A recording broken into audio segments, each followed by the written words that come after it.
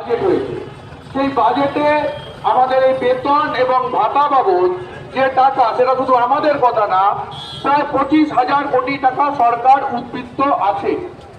অর্থ যোজন কমিশন এই 10 বছরে 5 বছর অন্তর আরো 9,000 কোটি টাকা পেয়েছে। তাহলে এই যে 25,000 আর 9,000 কোটি টাকা, 34,000-এর বেশি, 34,000 কোটি টাকার বেশি যে সরকার সরকারি কর্মচারীদের এই সুযোগ সুবিধা, তাদের মহার্ঘ ভাতা, তাদের বেতন দেওয়ার খাতে ব্যবহার করতে পারত, সেই টাকা কোথায় গেল? সেই টাকা কোথায় খরচ হলো?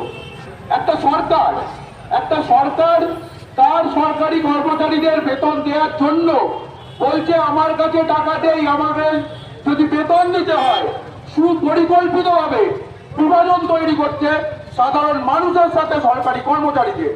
তারা বিভিন্ন জায়গায় বক্তব্য রাখছে যে যদি আমায় সরকারি কর্মচারীদের এই মহার্ঘ ভাতা দিতে হয় তাহলে আমায় ভাতা বন্ধ করতে হবে। খেপিয়ে দিচ্ছে মানুষকে, পুরোপুরি বিভাজন তৈরি করার চেষ্টা করছে। তারপরে এরা হলো সাধারণ মানুষের সাথে সরকারি কর্মচারীকে আলাদা করে দেওয়া। এর বাইরে কি করছে? এবার শুরু হয়েছে নতুন একটা ছলচাতুরি। কি শুরু করেছে? সরকারি কর্মচারীদের মধ্যে বিভাজন তৈরি করে দিচ্ছে। সরকারি কর্মচারী যেখানে 9 লক্ষ 10 লক্ষ সরকারি কর্মচারী সবাইকে নিয়ে উনি লিখছেন 9 লক্ষ 10 লক্ষ কর্মচারীকে আমাকে মাইনে দিতে হয়, দিয়ে দিতে হয়, কিন্তু উনি সুপরিকল্পিত ভাবে হিসাব দিচ্ছেন যখন লিখছেন 3,17,954 জন আমার কর্মচারী। তাহলে বাকি কর্মচারীরা কোথায়? তারাও তো আপনার সরকারের কাজ করছে। তাহলে আজকের দিনে দাঁড়িয়ে সরকারের মুখ যেটা, সেই মুখটা আমাদের কাছে পরিষ্কার হতে হবে। সরকার কি কাজ করবে? সরকার পরিকাঠামো উন্নয়ন করবে, তা না করবে আমরা কেউ আপত্তি করি না। আমরা সবাই সবার ধর্ম নিয়ে চলে, মন্দির হবে, মসজিদ হবে, সবাই সবার টাকা দিয়ে করবে। তাই তো হয়েছে এতদিন। মন্দির মসজিদ হওয়ার জন্য কোনো সরকারকে কোনোদিন মাঝে দালালি করতে তো হয়নি। কিন্তু এখন আমরা কি দেখছি?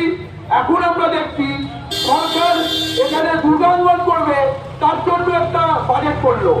মহাকাল মন্দির করবে, তার জন্য একটা বাজেট করছে। জগন্নাথ মন্দির হলো দীঘায়, তার জন্য একটা খরচ করলো। কার টাকা? কিসের টাকা? সরকারের টাকায় সরকার মন্দির মসজিদ করছে। আমরা মন্দির মসজিদ করার, ধর্ম পালন করার বিরোধী নয়, কিন্তু ধর্ম পালন করতে গিয়ে, মন্দির মসজিদ করতে গিয়ে সরকার যে টাকাটা খরচ করছে, সেই টাকাটা আমার আপনার পরের টাকা, যে টাকা ওইভাবে খরচ করা যায় না।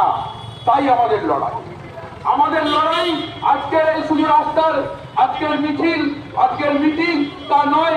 দীর্ঘদিন ধরে আমরা এই মহার্ঘ ভাতার জন্য লড়াই করে আসছি। এই লড়াই